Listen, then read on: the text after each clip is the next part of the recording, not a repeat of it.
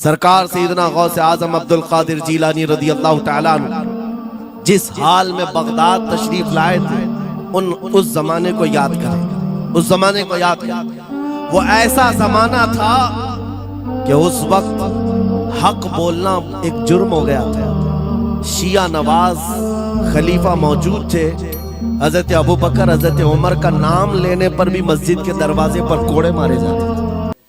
یہ وہ حالات تھے، علماء کی زبانیں گنگ تھیں، بول نہیں پاتے تھے، خطبہ کیا دینا ہے وہ بالکل سکرپٹڈ، جو خلیفہ وقت چاہے بس اتنا ہی۔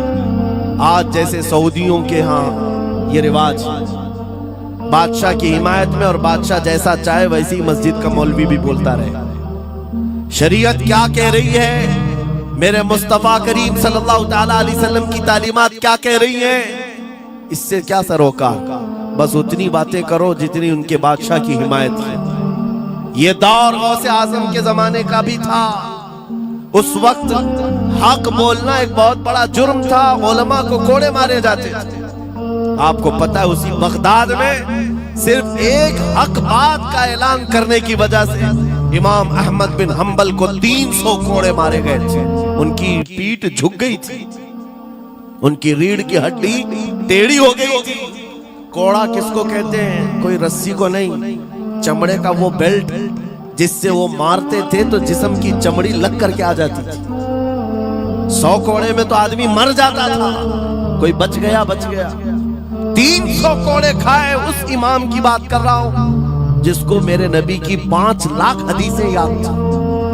وہ امام احمد بن حنبل اتنے بڑے امام الحدیث کوڑے کھاتے تھے تو کس بات پر؟ صرف حق بات کا اعلان برسر پیکار کرتے تھے، سب کے سامنے کرتے تھے۔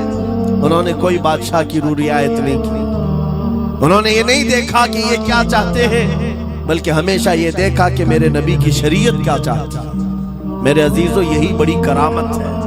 غوث اعظم کی بڑی کرامتوں میں سے کرامت یہ ہے، اس زمانے میں آپ بغداد تشریف لائے جب حالات ایسے تھے کہ حق بولنا دشوار تھا، اور آپ جب مسجد کے منبر پر کھڑے ہو کر اعلان کرنے لگ گئے، ہیبت ایسی طاری تھی کہ کوئی آپ کو روک نہ سکا، اور آپ کی یہ حقانیت کی تبلیغ پھیلتی گئی۔ شروع میں 10 لوگ، پھر 20 لوگ، پھر 100 200، پھر 1000 2000۔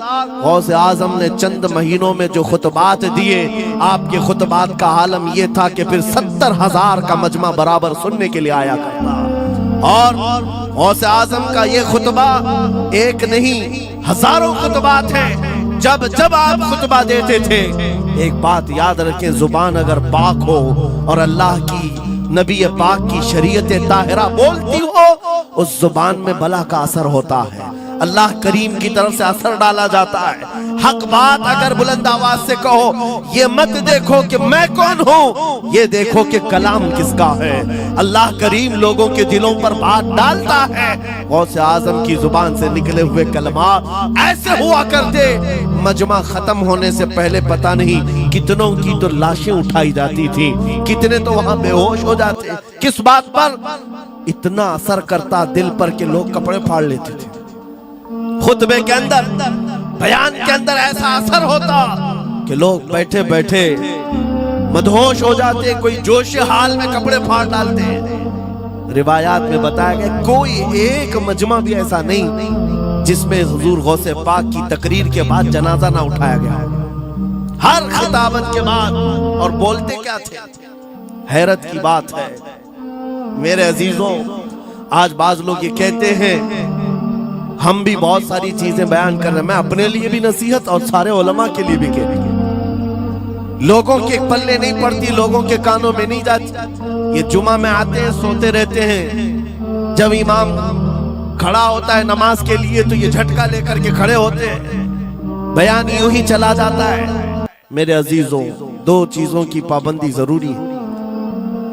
میں نے پڑھا تھا امام احمد بن حنبل نہیں، حضرت سفیان ثوری رضی اللہ تعالیٰ عنہ، حضرت سفیان ثوری نصیحت کر رہے تھے، اور جب وہ نصیحت کرتے تو لوگ رو پڑتے تھے، آخرت کو یاد کرتے، قبر کی ہولناکیوں کا تذکرہ کرتے تو لوگ رونے لگتے۔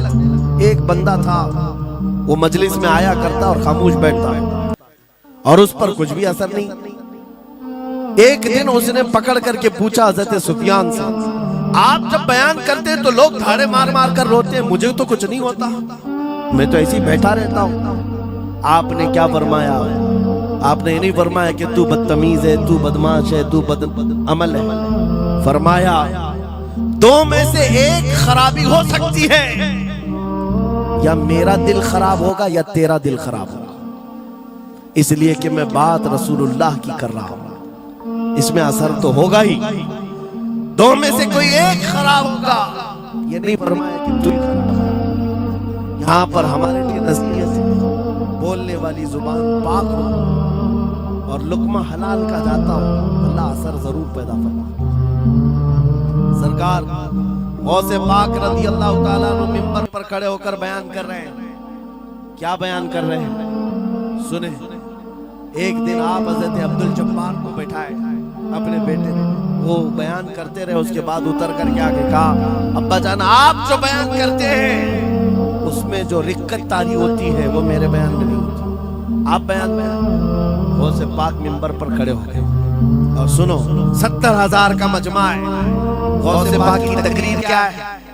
ڈائریکٹ شروع فرماتے غوث پاک، اے لوگوں میرے گھر میں آج ایک بڑا حادثہ ہو گیا۔ اپنے گھر کا واقعہ بیان کر رہے، میرے گھر میں آج ایک عجیب حادثہ ہو گیا۔ عبدالجبار کی ماں یعنی اپنی بیوی کے بارے میں کہہ رہے ہیں، ان کے بیٹے حضرت عبدالجبار کہتے ہیں، عبدالجبار کی ماں میرے لیے دہی مٹی کی ہانڈی میں جمع کر رکھی ہوئی تھی، ایک چھیکے سے لٹکائی ہوئی۔ گرمیوں کے دن تھے، آج میری بھی خواہش تھی دہی کھانے کی۔ میں گھر پہنچا دوپہر کے وقت، دہی کی ہانڈی میری بیوی نے اٹھا کر کے دسترخوان پر رکھا تھا۔ میرے پہنچنے سے پہلے ایک بلا آیا گھر میں اور پاؤں سے جھپٹا مارا، وہ دہی کا مٹکا گر گیا، ٹوٹ گیا اور دہی پورا زمین پر بہ گیا۔ نہ ماں کھا سکا نہ میری بیوی کھا سکی۔ اتنا بیان کرنا تھا کہ لوگ پھاڑے مار کر رونے لگ گئے، کپڑے پھاڑنے لگ گئے، لوگوں کے اندر جوش حال سے کیفیت بدل گئی۔ میرے عزیزوں، کوئی اپنے گھر کا واقعہ بیان کر رہا ہو کہ دہی کی ہانڈی پھٹ گئی، دہی بہ گیا، اس میں کون سی ایسی بات ہے رونے کی؟ یہ ہمارے اور تمہارے لیے ہو سکتا ہے۔ غوث اعظم کا مجمع بھی اہل دل کا ہوا کرتا تھا، وہ بصیرت والے لوگ بیٹھتے تھے۔ غوث پاک کیا بیان کر رہے تھے؟ غوث پاک کے بیان کا مطلب یہ نہیں ہے کہ ان کی بیوی دہی کی ہانڈی جمائی تھی اور ان کے لیے کھانے کا انتظار کر رہی تھی۔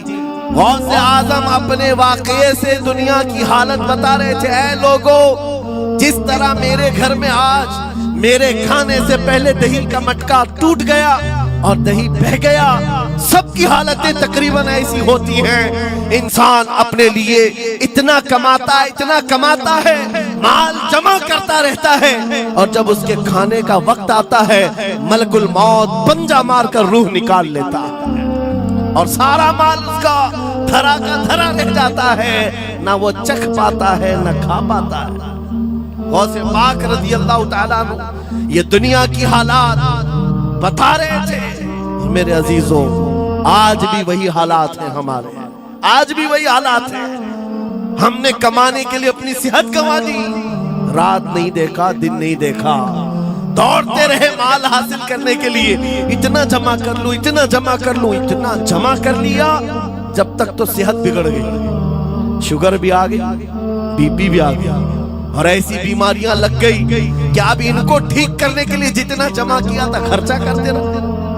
شیخ سعدی رحمت اللہ علیہ فرماتے ہیں، یہ دو کاموں میں تو انسان کی پوری زندگی ختم ہوتی ہے، پہلے کمانے کے لیے صحت گنواتا ہے اور پھر صحت بچانے کے لیے مال گنواتا ہے۔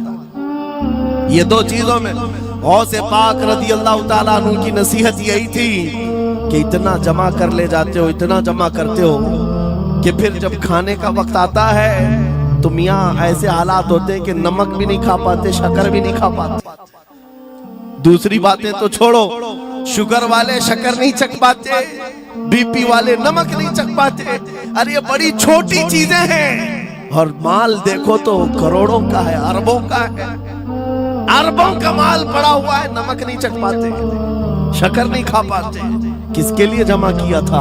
और थोड़ी और बड़ी बीमारी हो गई तो पानी भी नहीं पी पाते, डायलिसिस चल रहा है, किडनी खराब है।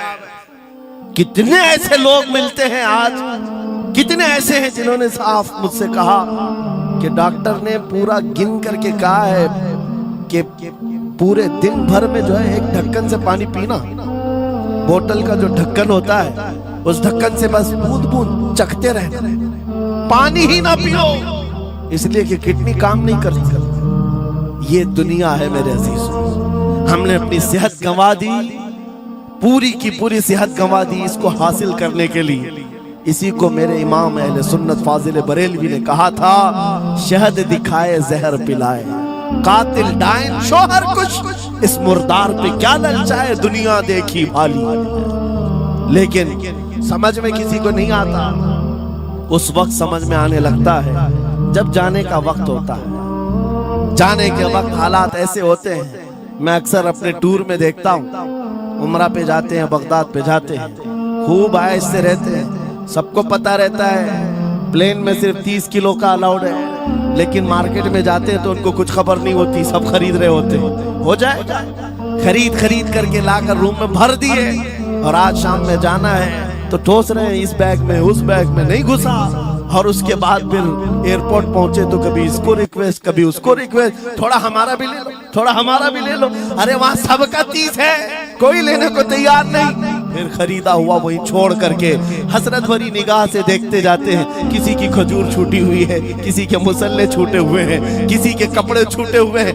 हर बार हम एयरपोर्ट पे देखते हैं, छोड़ करके जा रहे होते हैं, बड़ी हसरत से देखते हैं। मेरे अजीजों, ये कोई लतीफा नहीं, सेम यही हालात जब दुनिया से जा रहा होता है एक इंसान, मरने से पहले उसकी आंखें फटी रह जाती हैं। क्यों कहा गया है मरने के वक्त सबसे पहले उसकी आंखें बंद कर दो? क्योंकि वो अपना माल देख रहा होता है, अपनी औलाद देख रहा होता है, अपना घर बार देख रहा होता है। मैंने इसको बनाया था, इस तरह से कमाया था, इस तरह से इसको पाला था, ये सब देखता रह जाता है। उनमें से किसी चीज को उठा भी नहीं पाता, ले नहीं जा सकता, यहाँ तक कि ऐसी हालत होती है खुद जा भी नहीं पाता, दूसरों के कंधों पर सवार होकर जाना पड़ता है। ये दुनिया की हकीकत।